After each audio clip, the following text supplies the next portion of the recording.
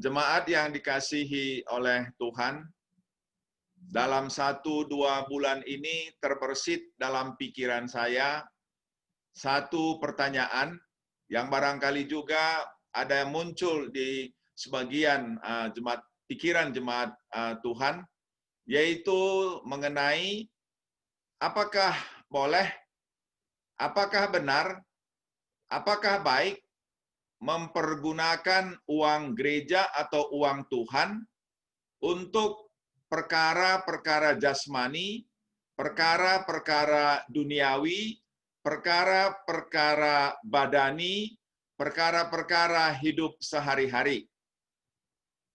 Seperti yang sudah gereja kita lakukan selama pandemi ini, bahwa uang gereja kita pakaikan untuk membagikan cimpa misalnya ke seluruh jemaat, membagikan sembako, beras, telur, gula, dan lain-lain kepada jemaat, membagikan kuota pulsa kepada jemaat, yang kita anggap selama ini itu perkara hidup jasmani duniawi. Juga kita bagikan uang gereja untuk hand sanitizer, disinfektan, masker, dan lain-lain. Padahal gereja adalah lembaga Tuhan yang harus mengurus urusan rohani, perkara-perkara hidup yang kekal. Ini saya kira pertanyaan yang harus kita cari jawabannya di Alkitab. Kalau memang salah yang sudah gereja selama ini lakukan, kita harus memperbaikinya. Tetapi kalau memang itu benar dan ada dasar Alkitabnya, tentu kita melakukannya terus dengan semakin yakin bahwa gereja dibolehkan memberikan beras, memberikan makanan, minuman, memperhatikan perkara-perkara jasmani, perkara-perkara yang dalam tanda petik duniawi ke tengah-tengah jemaat. Untuk itu kita akan membaca, membahas, merenungkan firman Tuhan yang terambil dari Matius pasal 14 ayat 13 sampai dengan ayat 21. Sebelum kita membacanya, saya ingin menyampaikan bahwa kisah Tuhan memberi makan 5.000 orang ditulis di 4 Injil. Di Markus pasal 6 ayat 30 sampai dengan 44, di Lukas pasal 9 ayat 10 sampai dengan 17, dan juga di Yohanes 6 ayat 1 dengan 13. Jadi di seluruh Injil ditulis kisah Tuhan memberi makan 5.000 orang. Dan di kitab Matius pun ada 2 kali peristiwa Tuhan memberi makan banyak orang. Yang pertama di pasal 14 yang sebentar kita akan baca, itu 5.000 orang. Di pasal 15, Tuhan Yesus juga memberi makan 4.000 orang. Mengapa ini perlu saya sampaikan? Untuk menunjukkan bahwa peristiwa ini bukan hanya satu peristiwa kecil di Alkitab yang tidak ditulis di banyak kitab, melainkan ini peristiwa yang ditulis di semua Injil yang menunjukkan bahwa ini peristiwa yang sungguh dilakukan oleh Tuhan dan dianggap penting sehingga ditulis di semua kitab Injil. Oleh karena itu kita akan membaca Matius pasal 14 ini mulai ayat 13. Saya akan bacakan bagi jemaat sekaliannya. Setelah Yesus mendengar berita itu, menyingkirlah ia dari situ dan hendak mengasingkan diri dengan perahu ke tempat yang sunyi. Tetapi orang banyak mendengarnya dan mengikuti dia dengan mengambil jalan darat dari kota-kota mereka. Ketika Yesus mendarat, ia melihat orang banyak yang besar jumlahnya, maka tergeraklah hatinya oleh belas kasihan kepada mereka, dan ia menyembuhkan mereka yang sakit. Menjelang malam, murid-muridnya datang kepadanya dan berkata, "Tempat ini sunyi dan hari sudah mulai malam. Suruhlah orang banyak itu pergi supaya mereka dapat membeli makanan di desa-desa." Tetapi Yesus berkata kepada mereka, "Tidak perlu mereka pergi. Kamu harus memberi mereka makan." Jawab mereka, "Yang ada pada kami di sini hanya 5 roti dan 2 ikan." Yesus berkata, bawalah kemari kepadaku.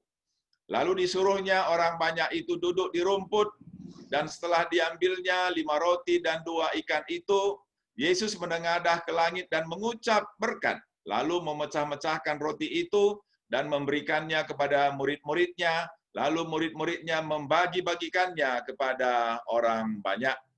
Dan mereka semuanya makan sampai kenyang. Kemudian orang mengumpulkan potongan-potongan roti yang sisa, 12 bakul penuh. Yang ikut makan kira-kira 5.000 laki-laki, tidak termasuk perempuan dan anak-anak. Jemaat yang dikasihi oleh Tuhan, yang pertama saya ingin mengajak kita melihat secara garis besar apa yang Tuhan lakukan kepada orang banyak itu. Yang pertama ialah kita tahu orang banyak itu berkumpul untuk mendengarkan ajaran Tuhan. Jadi yang pertama ialah Tuhan memberitakan ajarannya, Tuhan memberitakan Injilnya, Tuhan menyampaikan kebenarannya, Tuhan menyampaikan sabdanya. Itu yang pertama ya. Lalu yang kedua kita lihat pada ayat 14 itu, Tuhan juga dengan hati yang tergerak belas kasihan menyembuhkan mereka yang sakit. Lalu yang kedua ialah Tuhan menyembuhkan banyak mereka yang sakit. Nah, lalu yang ketiga, Tuhan memberi mereka makan. Mengapa ini penting kita ketahui? Untuk melihat gambaran bahwa yang Tuhan lakukan bersifat paripurna, bersifat menyeluruh, yaitu pengajaran firman yang bersifat rohani, juga menyembuhkan orang sakit yang bersifat fisik, dan juga memberi makan yang bersifat biologis. Jadi ini artinya ialah bahwa tugas gereja sebagai lembaga Tuhan ialah memenuhi seluruh kebutuhan umat Tuhan secara komprehensif atau secara paripurna atau secara menyeluruh, baik rohani, sakit penyakit maupun kebutuhan makanan dan minuman. Itu sebenarnya yang bisa kita lihat secara umum dari apa yang Tuhan lakukan. Kemudian kita perhatikan pada ayat 15, ketika orang banyak itu yang mau datang mendengarkan firman Tuhan, sabda Tuhan, di tempat yang sunyi, maka hari sudah mulai malam. Bagaimana respons murid-murid terhadap keadaan itu? Di ayat 15 dikatakan, murid-murid itu mendekati Tuhan dan meminta supaya Tuhan menyuruh orang banyak itu mengurus dirinya sendiri. Pergi ke kampung-kampung untuk mencari makan mereka sendiri. Jadi murid-murid, kalau boleh kita katakan, ingin lepas tanggung jawab. Urusan kami hanya untuk mengurus kebaktian, Tuhan berbicara, umat mendengarkan. Tapi kalau perut mereka, itu urusan mereka sendiri. Bukan urusan kami. Karena terlalu banyak nanti kalau kami harus juga mengurus perut orang-orang banyak yang datang untuk mendengarkan ajaran Tuhan. Tetapi apa yang Tuhan katakan ketika murid-murid mengambil sikap itu? Pada ayat 16, Tuhan sendiri yang mengatakan, tidak perlu mereka pergi. Kamu harus memberi mereka makan. Ini adalah penegasan dari Tuhan tentang tugas dan tanggung jawab murid. Bahwa tugas dan tanggung jawab murid tidak hanya mengurus kebaktian, tapi juga mengurus kebutuhan perut orang yang banyak itu. Tentu ini tidak terpikirkan oleh murid-murid. Karena mereka selama hari-hari sebelumnya hanya mengurus bagaimana orang banyak bisa mendengarkan pengajaran Tuhan dengan baik atau bisa disembuhkan oleh Tuhan. Itu yang selama ini yang mereka aturkan. Tetapi hari itu Tuhan mengajar mereka atau hari ini Tuhan mengajar kita bahwa tugas gereja bukan hanya urusan firman, bukan hanya urusan rohani, bukan hanya sebagian urusan kehidupan umat, melainkan urusan seluruh kehidupan umat Tuhan. Dan juga dikatakan di sini bahwa tugas dan tanggung jawab murid itu adalah juga untuk memberikan kebutuhan yang sedang dihadapi oleh orang banyak. Ini berarti tugas gereja adalah tugas gereja. Jangan biarkan mereka mencari keperluan mereka sendiri, jangan biarkan mereka yang menyelesaikan persoalan mereka sendiri, tetapi gereja harus bertanggung jawab untuk mengurus urusan-urusan jemaat. Sehingga kalau ada jemaat kita yang berduka, maka kemudian gereja mendoakan dan mengantarkan untuk menyiapkan tiket juga. Itu kan urusan-urusan duniawi sebenarnya. Kalau ada jemaat yang sakit, ada juga yang diantar, ditemani, atau juga dikirimkan makanan dan sebagainya. Itu urusan-urusan duniawi, tetapi itulah tanggung jawab gereja berdasarkan apa yang Tuhan Yesus perintahkan. Oleh karena itu, murid-murid memberikan jawaban pada ayat 17. Yang ada pada kami di sini hanya 5 roti dan 2 ikan. Sementara orang lebih dari 5.000. Stok logistik yang dimiliki yang dilihat oleh murid-murid di antara orang banyak itu hanya 2 ikan saja dan 5 potong roti. Ini artinya bahwa murid-murid tidak punya kapasitas, tidak punya kompetensi, tidak punya kemampuan, atau gereja pun harus mengakui bahwa gereja tidak punya kompetensi, tidak punya kemampuan untuk memenuhi semua kebutuhan hidup jemaat. Tetapi apakah itu salah? Apakah salah kalau murid-murid tidak punya kemampuan, tetapi murid-murid sudah sadar bahwa mereka harus bertanggung jawab terhadap banyak orang yang datang mendengarkan Tuhan? Tidak. Karena Tuhan tidak menyalahkan murid-murid. Tetapi Tuhan kemudian berkata kepada murid-murid itu, katanya, bawalah kemari kepadaku 2 ikan dan 5 roti itu. Bawalah kepadaku apa yang ada padamu. Yang artinya adalah, keterbatasanmu akan kusempurnakan. Ketidakmampuanmu akan kusempurnakan. Sedikit yang kau miliki akan kubuat berubah menjadi berlimpah-limpah.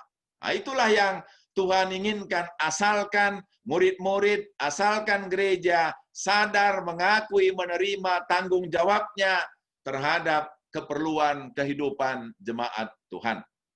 Oleh karena itu, ayat 19 firman Tuhan katakan, disuruhlah orang banyak itu duduk di rumput. Bayangkanlah ini kira-kira 10.000 orang ya. 5.000 orang laki-laki, ya barangkali ada 4.000 perempuan, atau 4.500 perempuan itu bawa anak, ya mungkin ada 500, ya kurang lebih 10.000 orang lah. Itu jumlah yang sangat besar ya. Kalau kita misalnya 100 orang, bayangkanlah itu 10.000 ya. Tentu Pusdik Susur nggak akan muat itu ya. Pasti lebih besar, lebih luas daripada itu. Dan kemudian Tuhan mengambil 5 roti dan 2 ikan itu, lalu menatap ke langit, membawakannya ke langit, mengucap berkat, lalu kemudian memecah-mecahkan roti itu, membagi-bagikannya kepada murid-murid. Tidak habis-habisnya roti dan ikan itu ya, dibagikan.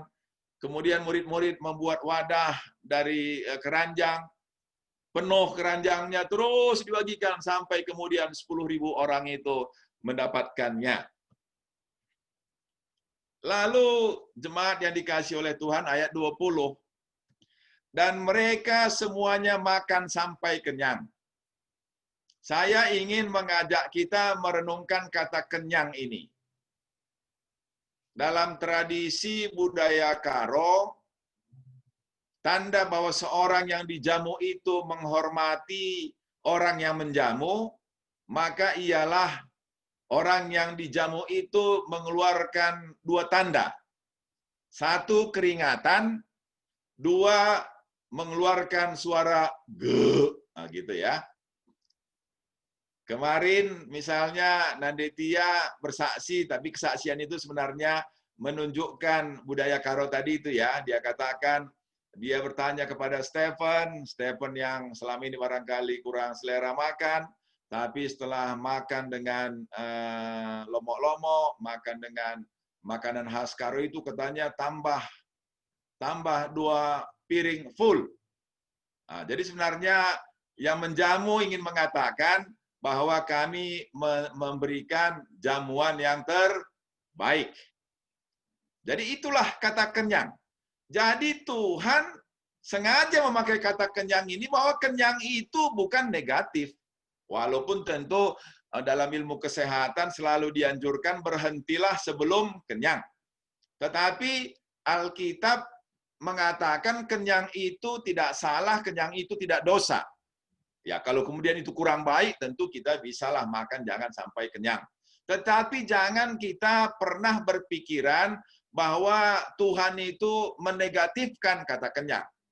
Karena 2 kali sebenarnya ini dipakai bermakna kata kenyang. Pertama ialah mereka semuanya makan sampai kenyang malam itu, lalu masih ada sisa 12 bakul, itu bisa lagi membuat mereka kenyang pada pagi harinya. 2 kali mereka kenyang. Nah, jadi ini menunjukkan bahwa Tuhan memberikan gambaran yang positif tentang makanan. Tuhan menyadarkan murid-murid bahwa Tuhan tidak hanya mengutamakan perkara-perkara rohani, perkara-perkara di atas, tapi juga peduli terhadap perkara-perkara hari ini, perkara-perkara kebutuhan perut, perkara-perkara makanan, perkara-perkara jasmani.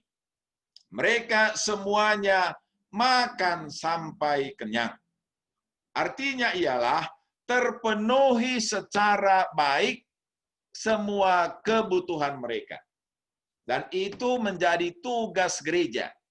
Mengapa kemudian dianjurkan, didorong supaya saudara-saudara anggota jemaat yang membuat perjamuan kasih, ya membuatnya dalam jumlah yang membuat orang bisa kenyang. Kalau orang kemudian tidak mau kenyang, itu tentu pilihannya.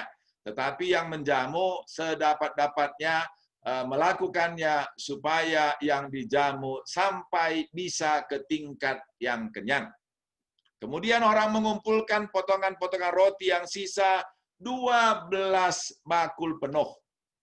Bagi saya ini menjelaskan bahwa Tuhan tidak menganggap memberi makan itu sesuatu yang darurat. Sekali saja, sementara saja, sekadarnya saja sudah. Tidak. Melainkan Tuhan membuatnya menjadi yang terbaik.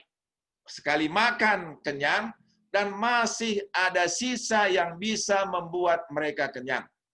Ini bagi saya adalah ajaran Tuhan. Bahwa persoalan makanan adalah juga persoalan yang penting. Jangan kita anggap persoalan makanan hanyalah persoalan kesementaraan dan persoalan yang sepele, persoalan yang bersifat darurat. Melainkan itu persoalan yang penting di mata Tuhan.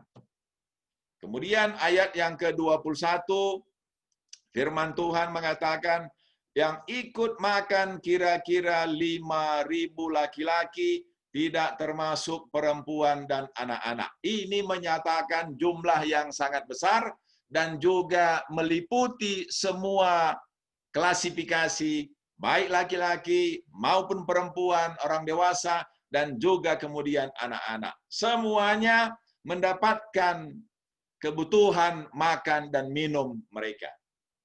Oleh karena itu, dari bagian firman Tuhan ini, saya mendapat jawaban bahwa gereja memberikan hadiah uang kepada anak-anak kita yang ikut lomba membagikan firman, yang ikut lomba memuji Tuhan adalah sesuai dengan ajaran Tuhan.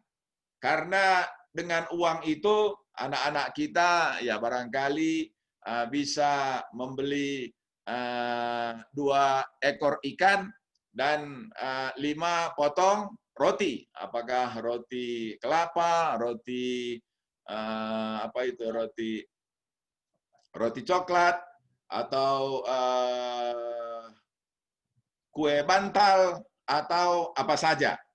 Jadi saya merasa lega ketika kemudian ikut dalam majelis memutuskan untuk memberikan uang itu kepada anak-anak kita.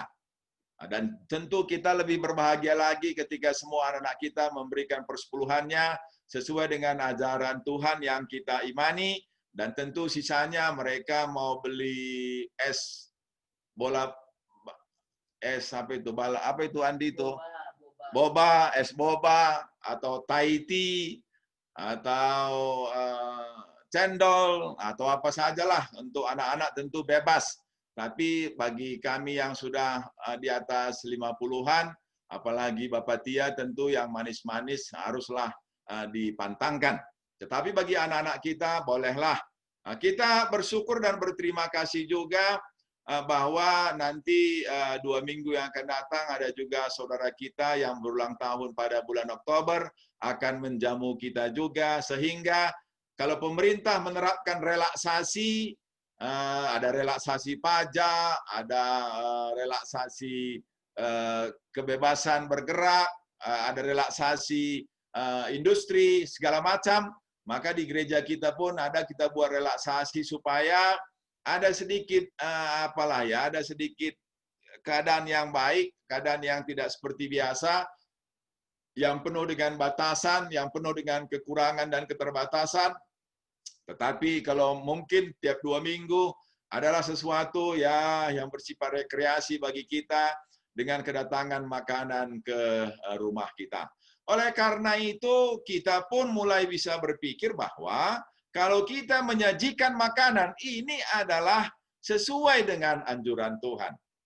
Sesuai dengan ajaran Tuhan. Karena membuat orang kenyang, itulah juga yang Tuhan buat kepada orang banyak. Jadi kalau kita buat, maka kita sudah meniru Tuhan. Nah, kalau kemudian ya sifatnya menjadi melampaui kemampuan karena tren budaya, ya tentu itu nanti bisa sama-sama kita hati-hati, karena kemarin kita sudah belajar dari Nande Baby, ada namanya social climber. Nah, bagi saya social climber itu dalam bahasa Inggrisnya stunt. Bimas. Bimas ya. Bimas itu artinya biar mati asal